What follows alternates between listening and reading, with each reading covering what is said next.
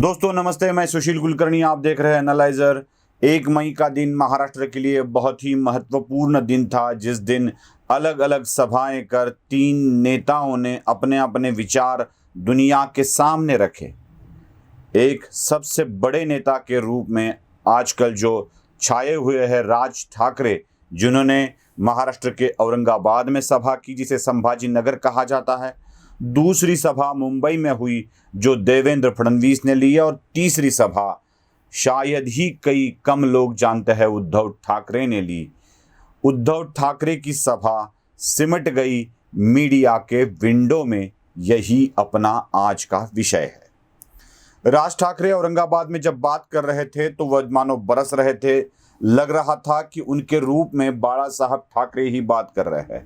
भले ही राज ठाकरे की राजकीय नीतियों पर कुछ प्रश्न चिन्ह लगाया जा सकता है, लेकिन जो भी कुछ हो रहा है या वो जो भी कुछ बोल रहे हैं उसके ऊपर तो ध्यान देना ही पड़ेगा। राज ठाकरे अपने प्रखर हिंदुत्व का मुद्दा लेकर आगे बढ़े हैं। वो मस्जिदों पर लगे लाउडस्पीकर की बात कर रहे हैं। राज ठाकरे साथ ही साथ कट्टर हिंदुत्व की बात कर रहे हैं। ऐसी बात जो बाल ठाकरे करते थे वही बात राज ठाकरे द्वारा हो रही। एक संयोग मैं आपको बता दूं, कुछ साल पहले जब बाला साहब ठाकरे की औरंगाबाद में सभा हुई थी इसी मैदान पर, तो लगभग ऐसे ही हुआ था। बाला साहब ठाकरे की सभा के वक्त ठीक बीचों बीच नमाज शुरू हो गई थी और बाला साहब ठाकरे बीच में ही बोले थे, देखो इसीलिए तो मैं कह रहा हूं आपको औरंगाबाद चाहिए या संभाजी नगर। ठीक वैसी ही घटना राज ठाकरे की सभा में हुई। राज ठाकरे बोल रहे थे, बीच में अजान की आवाज आई और राज ठाकरे ने कह दिया कि इनकी आवाज बंद कर दो। बाला साहब ठाकरे जिस तरह से बात करते थे उसी तरह की बात राज ठाकरे कर रहे हैं। और राज ठाकरे की इस सभा को केवल महाराष्ट्र की ही नहीं, नेशनल मीडिया की सारी चैनल्स ने भी कवरेज दे दिया था। राज ठाकरे ही छाए हुए थे। भले ही राज ठाकरे मराठी में बात कर रहे हो, लेकिन हिंदी चैनल के प्रतिनिधि उसको अनुवादित कर बता रहे थे। सब तरफ राज ठाकरे राज ठाकरे राज ठाकरे ही चल रहे थे। राज ठाकरे के भाषण के पूर्व थोड़ा सा ही पहले देवेंद्र फडणवीस की सभा मुंबई में हुई थी। उस सभा को भी नेशनल मीडिया ने बहुत अच्छी तरह से कवरेज दिया था। बात अचरज की यह है कि देवेंद्र फडणवीस मुंबई महानगर पालिका, उद्धव ठाकरे, शिवसेना, इनके ऊपर आक्रमण कर रहे थे, तो राज ठाकरे मुसलमान, नमाज और राष्ट्रवादी कांग्रेस पर आक्रमण कर रहे थे। दोनों के मुद्दे बिल्कुल अलग अलग थे। इन दोनों के बीच में उद्धव ठाकरे की सभा भी हुई, लेकिन नेशनल मीडिया के लिए या स्टेट के मीडिया के लिए मुख्यमंत्री की सभा का कोई भी महत्व नहीं था। बस एक विंडो में उद्धव ठाकरे की रैली दिखाई जा रही थी, बाकी उसके बारे में ना उनके भाषणों के बारे में कहीं जिक्र हो रहा था। बस एक विंडो में उद्धव ठाकरे दिखाए जा रहे थे और बताया जा रहा था कि उद्धव की रैली चल रही है। बस उद्धव ठाकरे नेशनल मीडिया के एक विंडो में सिमट गए थे। वैसे ही स्टेट मीडिया की भी बात थी। उद्धव ठाकरे की भाषण का कोई भी ब्रेकिंग न्यूज नहीं चल रहा था। इसका मतलब यही निकलता है कि विपक्ष के नेता को महत्व दिया जाता है, लोग सुनते हैं।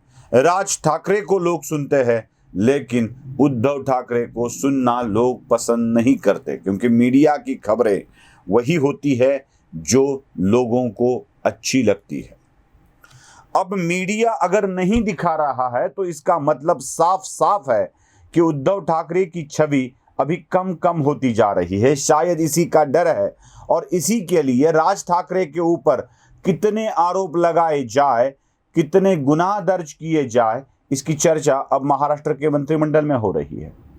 औरंगाबाद में सभा को परमिशन देते वक्त जो भी कुछ नियम लगाए गए थे, उनके लिए कुछ अटी लगाई गई थी, शर्तें लगाई गई थी। उन शर्तों के ऊपर राज ठाकरे खरे उतरे हैं या नहीं, ये देखकर 16 चीजें निकाली गई है जिसका उल्लंघन राज ठाकरे ने किया है, ऐसी बात बताई जाती है। सबसे पहले बात आती है डेसिबल की। इतना डेसिबल आवाज था उतना नहीं किया, आपने 2.5 गुना ज़्यादा आवाज़ में बात किया।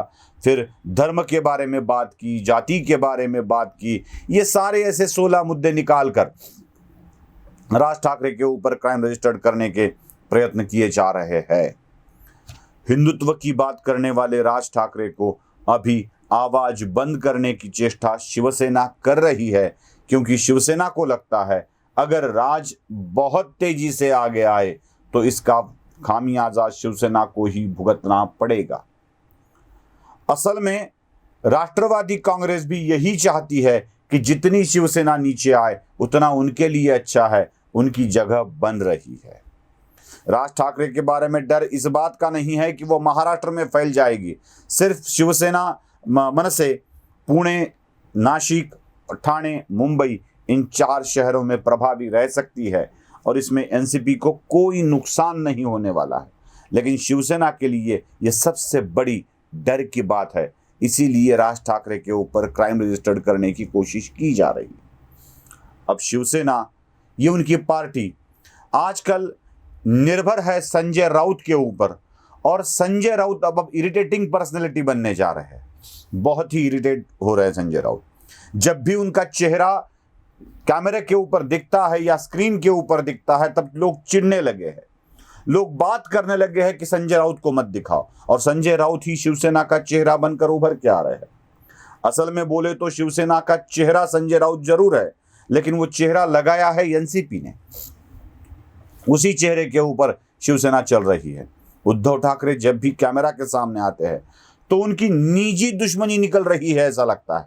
मतलब वो देवेंद्र फडणवीस पे बयान करते हैं, वो अमित शाह पे बयान करते हैं, वो नरेंद्र मोदी के ऊपर कुछ ना कुछ बोलते रहते हैं, प्रधानमंत्री के ऊपर, गृह मंत्री के ऊपर, विपक्ष नेता के ऊपर, भाजपा के गिने चुने नेताओं के ऊपर आरोप करना, उन पर टिप्पणी करना, चुभे जैसी बातें बोलना, यही काम उद्धव ठाकरे कर रहे हैं। आजकल उद्धव ठाकरे के भाषण भी वही हो रहे हैं। मतलब महाराष्ट्र का अपमान किया जा रहा है, महाराष्ट्र का द्रोह किया जा रहा है, हम भी दिखाएंगे कुछ कम नहीं है, बंगाल, महाराष्ट्र, पंजाब मिलकर कुछ करेंगे।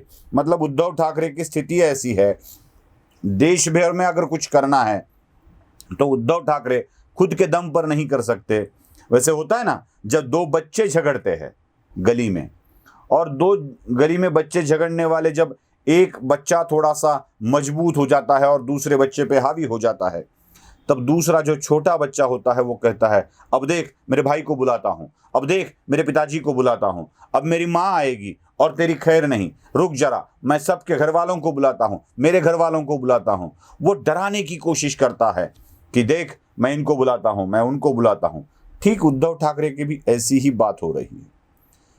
पिट तो रहे हैं उद्धव ठाकरे अपने विपक्ष से, लेकिन वो अपनी हिम्मत बढ़ाने के लिए, देखो हम बंगाल को बुलाएंगे, देखो हम पंजाब को बुलाएंगे, देखो हम शरद पवार को आगे करेंगे, हम एक है, हम एक है, वैसे ही उद्धव ठाकरे की जुबानी दिख रही है। बच्चा तो डरा हुआ रहता है लेकिन वो दूसरों को डराने की कोशिश करता है।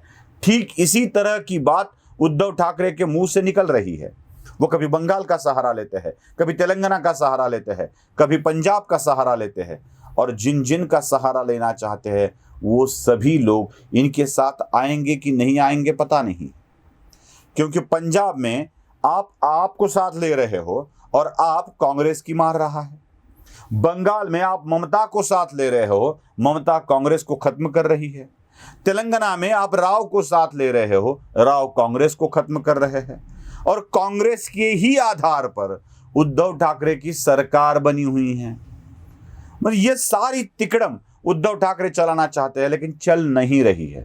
असल में उद्धव ठाकरे खुद डरे हुए हैं कि अपने साथ क्या होगा, क्योंकि इतने सारे मामले जो आके पड़े हैं सामने, पाटनकर वाला मामला है, रश्मि ठाकरे बेंगलोर का मामला है, जो भी सारे मामले जुड़ रहे हैं वो मातोश्री तक पहुंच रहे हैं, और संजय राउत इन सारे मामलों को उठाकर मातोश्री को दिक्कत में ला रहे हैं।